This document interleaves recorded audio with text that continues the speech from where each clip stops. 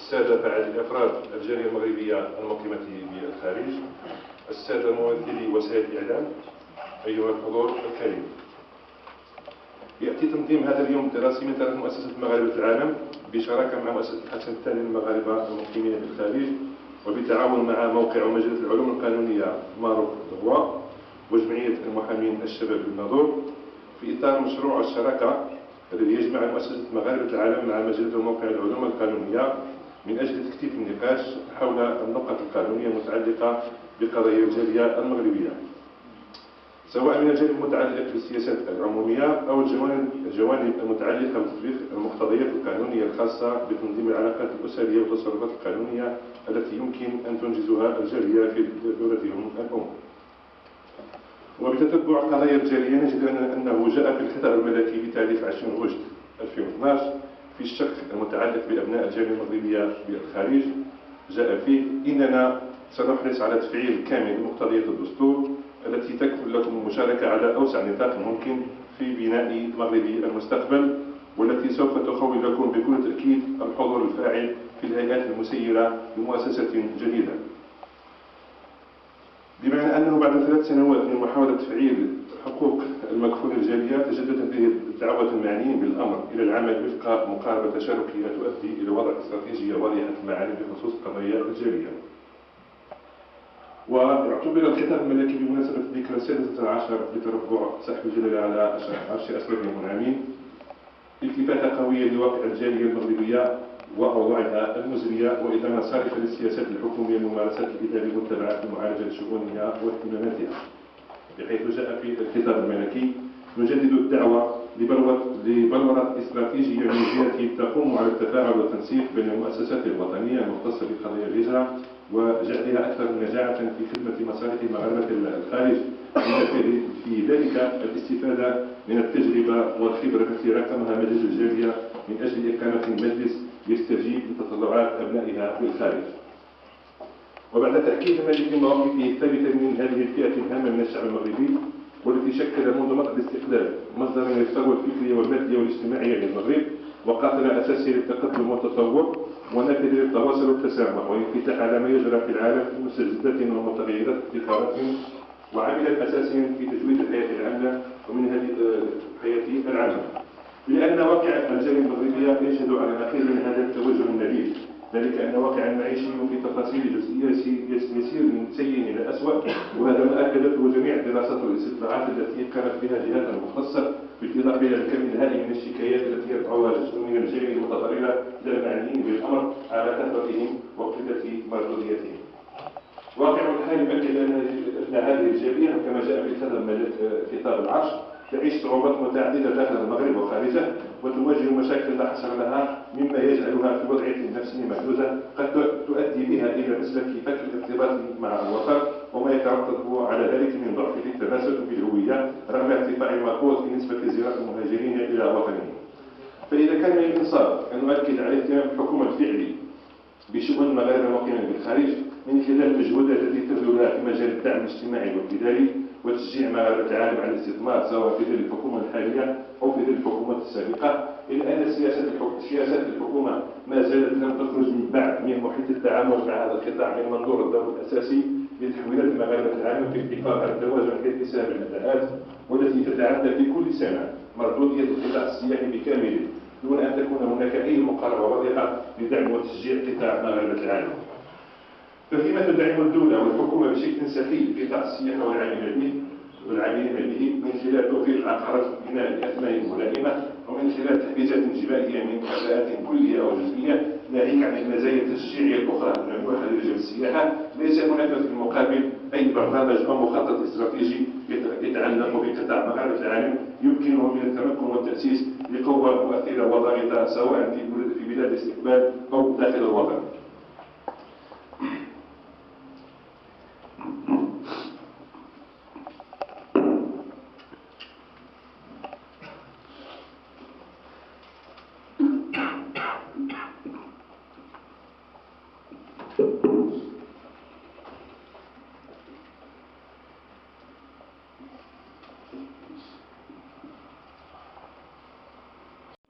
بالسياسة العمومية ماذا نقصد بتحليل السياسة العمومية؟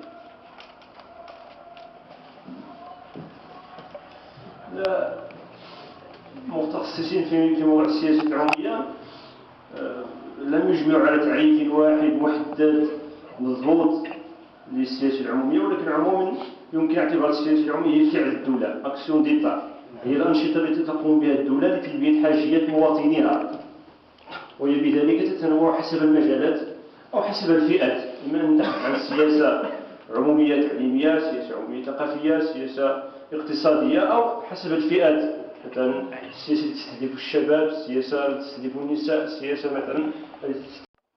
قبل الدخول في صلب الموضوع، عند التحديات التي تواجه مغاربة العالم، ما هي التحديات؟ لأن السياسة العمومية في نهاية المطاف هي استجابة لمطالب، هي إجابات عن إشكالات تهم المواطن. ما هي هذه التحديات التي تواجه مغاربة العالم؟ أعتقد أن هذه التحديات يمكن إجمالها وتلخيصها في تحدي الجمع بين أمرين تهمون هذه المرجعيات إما كفاعلين وتهم تمارس ما يسمى في أدبيات الفقه المالكي الاجتهاد المطلق الذي لا يملكه حتى كبار قضاتنا في المغرب، لكن هي سمحت لنفسها بأن تمارس الاجتهاد المطلق فتعاملت مع النص المرجعي مباشرة، وأغفلت مدونة الأسرة التي لم تتحدث عن الضرب باعتباره شيئا مألوفا. نحن نعرف جميعا بقراءة واعية للفقه الإسلامي أن الضرب، والسي عمرو تحدث هنا تحت رقبته، مسألة الضرب أقرب إلى الحظر، يا أستاذ، أقرب إلى الحظر منها إلى الإباحة أصلا. وآخر من قرأت له مشيع على المستوى التاريخي، وإنما بالنسبة لي أنا كمقصر، هو الأستاذ بن عاشور الذي أصل للفكرة بوضوح باعتبار الضرب في ما لها. وقد أثار الأستاذ جمال كثير من النقط التي هي مرتبطة في الحقيقة بهوية هذه الجالية المغربية المتواجدة في ديار المهجر. في الحقيقة أنني كنت سأتحدث عن نقطة من النقط المهمة فيما يرتبط بهذه الجالية، وهي في الحقيقة من بين الإشكاليات الموجودة لدى هذه الجالية المغربية المتواجدة في ديار المهجر. إذا ما أردنا أن ننظر في الإشكاليات والمشاكل لكيفية تصفية هذه التركة للمغاربة المقيمين بالخارج، وهي مرتبطة أيضا بتلك التركات الشاغرة للمغاربة المقيمين بالخارج، ثم أيضا في كيفية من الناحية القانونية في كيفية التوكيل بشأن تصفية هذه التركة بالنسبة للمغاربة المقيمين بالخارج. إذن بطبيعة الحال هذا الموضوع يهم كل من المغاربة المقيمين بالخارج، ويهم أيضا أولئك المغاربة الموجودين داخل أرض الوطن، لأنه قلنا على أنه بالنسبة لهذه الأموال لا يمكن أن تكون إلا سببا، أو لا يمكن أن يكون لهذا الموت إلا سببا لانتقال هذه الأموال إلى ذويها وإلى مستحقيها بطبيعة الحال، سواء كانت من التركة التي تدخل في إطار التعويضات أو كانت فيما يرتبط بالتركة التي تنتقل إلى الورثة بصفة عامة. مصطفى باعتباره متخصص في هذا المجال، والمتعلقة في جانبها بتركات المغاربة المقيمة بالخارج. فكما تعلمون فإن الأسرة المغربية المقيمة بالخارج لها مجموعة من الحقوق تمارسها باعتبارها تتواجد داخل سيادة دولة معينة، فكل دولة لها سيادتها، وأن القوانين التي تصدرها تطبق داخل هذه الدولة استنادا إلى ما يسمى بإقليمية القوانين. لكن استثناء من المبدأ العام والأساس أن ما يتعلق بأحوال الأسر والأحوال الشخصية عموما بتجلياتها وتنظراتها تكون هناك مجموعة من الاستثناءات المنظمة في إطار ما يسمى بالقانون الدولي الخاص التي تؤطره قاعدة إسناد معينة تحيل على قانون ذلك الشخص استنادا إلى معطيات معينة، إما استنادا إلى الجنسية، وإما استنادا إلى قانون الإقامة الاعتيادية أو الموطن، وإما استنادا إلى قانون الإرادة. هذا الجانب الآخر، الضابط الثالث ضابط الإرادة، هو الذي يعطي للأفراد أو لمغاربة العالم أو للأفراد الجالية المقيمة بالخارج، يعطي لهم هامشا معينا لأجل أن يختاروا بأنفسهم أن يطبق عليهم قانون دولتهم الأصل في المسائل التي تهمهم هم كمغاربة متواجدين داخل دولة معينة. هذا إذا ما نظرنا إلى هذه الضوابط نظرة أو من زاوية التي تؤدي إلى مصلحة هؤلاء. فكما سبق القول للدكتور المحترم الأستاذ جمال الطاهري الذي أفاض في هذا الجانب المتعلق بالفصل بين الثقافة والجنسية، هل لا يمكن أن نفصل بين ثقافة الشخص وجنسيته؟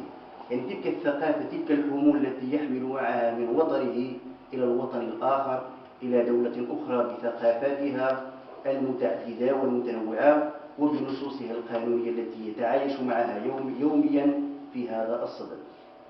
هل يمكن تصور عيش الإنسان داخل مجتمع معين وأن يعيش بشخصيتين قانونيتين مختلفتين؟ شخصية قانونية تدمجه في المجتمع بإجراءاته اليومية التي يقوم بها داخل ذلك المجتمع باللجوء إلى الإدارات واستعمال الوسائل المتعددة والمختلفة داخل تلك الدولة، وأن يعيش داخل بيئته في إطار ثقافة قانونية ويؤطره نصا قانونيا معينا. ألا يمكن تصور هذا؟ إن هذا من ناحية الواقعية صعب التحقق، يصعب على المرء أن يتحقق أن يعيش في ازدواجية الشخصية القانونية إن صح التعبير في هذا الصدد. إذن ارتأيت أن أتناول هذا الموضوع من هذه الزاوية، من زاوية أن المشرع المغربي حاول جاهدا أن يضع مقاربة معينة توفيقية بين قواعده القانونية التي يمكن أن يختارها المغاربة لتطبق عليهم في داخل الدولة التي يقيمون فيها أو الدولة التي التجأوا إليها طبعا بإرادتهم ورغما عنهم للبحث عن لقمة العيش بهذا